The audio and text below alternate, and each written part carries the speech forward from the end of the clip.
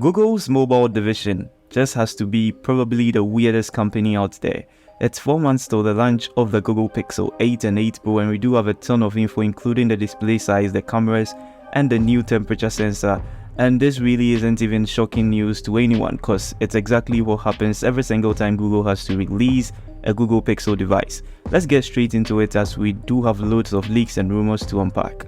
Let's talk about the cameras. The main camera is going to be a 50 megapixel ISOCELL GN2 sensor from Samsung, coming with staggered HDR and 8K capabilities.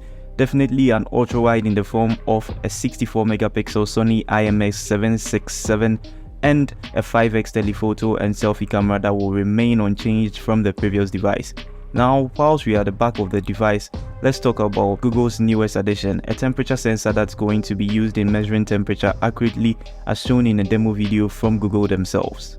It's not surprising news that the Google Pixel 8 and 8 Pro are going to support the Tensor G3 chipset. The Tensor G3 is going to see a huge boost in CPU performance. Google Tensor chipsets haven't been the best out there, not even close. Ever since its release, we've seen it come up against some of the best, and honestly it feels like 3 generations behind when compared to the flagship Snapdragon chipsets and the ones from Apple. But this is about to change with the upcoming Tensor G3.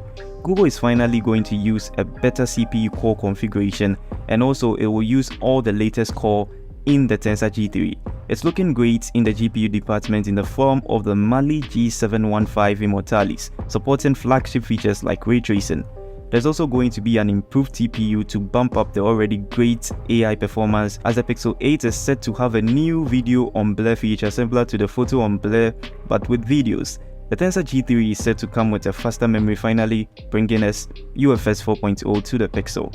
All in all, the Tensor G3 might finally have a fighting chance against some of these flagship chipsets, promising faster storage processing and efficiency.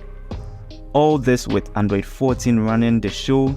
The Pixel 8 and 8 Pro are turning out to be formidable competitors against the likes of the S23 Ultra and the iPhone 14s. And I can't wait to get my hands on it. Don't forget to like and subscribe, and I'll be back when I find something new.